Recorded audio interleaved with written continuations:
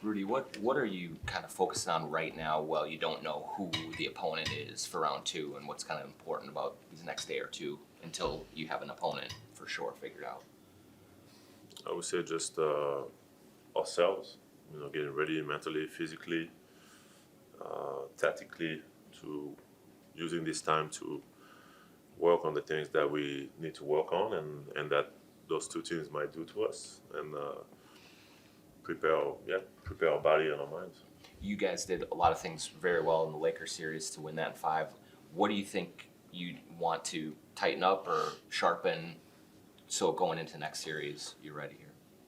I think transition, offensively and defensively, and rebounding. I think when we do those two things, we put ourselves in a great position to win. And then obviously the ball movement offensively is huge, and defensively just I thought we were really focused every game, defensively. So yeah, really transition, rebound, and then ball movement offensively. Rudy, what have you seen in this team's ability to kind of come together and communicate? Earlier in the season was saying he didn't feel like this team could really talk to each other, and then after Game 4 he said this is a team that can talk to each other. When did that develop for you guys in the season? At what moment or moments maybe were key to having that come together for this group? I think just overcoming adversity early in the season, and realizing that we have a chance to do something special. I think it was in Phoenix when we had that meeting before. I think Julius was coming back from injury, and I was still out. But we had a meeting, and we talked about, like, it's either we turn it up now and we decide that we really want to take advantage of the talent that we have, or we don't, and we're going to be out of the playoffs, and we have a bunch of excuses, but nothing accomplished. So after that, I felt like things started to click a little more, and but it only happened because of what we went through earlier in the season. Rudy, you talked after the game about how you have a team full of guys who just want to win. How is that exemplified with guys who, even if they're not scoring, like there were times where you're not scoring, Nikhil, maybe Dante not scoring, but they do things to help win games. How much is that exemplified in your words of saying we have guys who really want to win? I think just seeing the reactions to our teammates' success a lot of times, and not just, you watch the games and you see guys doing this in front of cameras and stuff, but it feels like it's more than just that. It feels like that guys care about, watching their teammate shine, and whether it's small moments, big moments, whether it's a rookie or a vet, everyone is kind of embracing each other, and also there's a lot of respect. I think we all watch each other work, put the work in every day, and when anybody gets success on the court, it makes you happy to see that his work is paying off. Hey, Rudy, you and Kat got along very, very well off the court too. Just in your first year with Julius, like what have you learned about him just as a person in trying to connect with him on that level, beyond the basketball on the court that you guys have now? I mean, it's different than Kat, for sure, but I think he's also a great man. He's more quiet in a way, but then it gets really funny when you interact with him.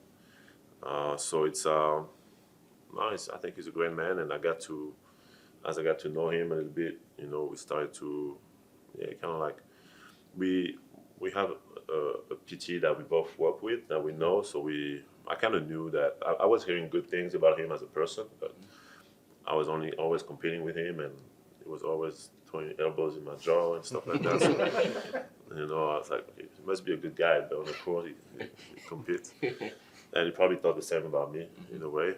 But as I got to know him, I really just started to appreciate who he is, and he's a great father. He's a super hard worker. He's really dedicated, and I have a lot of respect for that. So you see him throwing elbows at other people. Now I get to watch it from the other side. Rudy, who you play as your next opponent probably has big an impact on you as it does anybody else, given that, you know, Houston can go two very big. Golden State will go small, oftentimes is its best lineup. How do you react to both of those things in terms of, you know, knowing, for example, that you could be facing Steven Adams or you could be facing, you know, a stretch five or something? I think they're both really, really good teams, and I'm prepared for anything. I'm prepared to face, and both those teams can also go small or big. You know, the Warriors can play Looney or Jackson Davis, and the Rockets can just go small too. You know, so I'm prepared for anything. I think it's more about my work and what I bring to the table for my team on both ends. And playoff series, you're gonna have to adapt to whatever the other team might bring. So I'll do my best to be ready for anything. Is this the most versatile team you've been on since you've been in Minnesota? Our team, Yeah, Yeah. how versatile it is? I think we were pretty versatile last year too. But yeah, those last 2 years, definitely. Rudy, what's different about this year's team going through the playoffs and navigating your way as opposed to the run you guys went on last year? I think outside of the Cat, Julius, Dante thing, I think we just have a little more experience.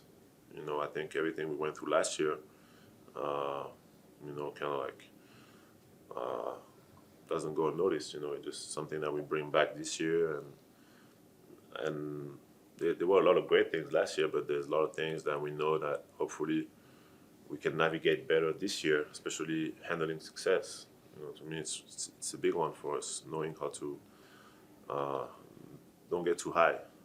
You know, it was a bad choice of word, but don't get too high. But yeah, don't get too high. We never get too low. I feel like we always, stay resilient. We're a very resilient group, and we don't shy away from, adversity. But I think sometimes we had tendencies to get a little too comfortable when people are praising us on social media and all this, on TV and all these things. And we gotta keep that underdog mentality. We gotta remember that no one believed in us when the season started, and we gotta keep it that way. Sweet. Thanks, Rudy.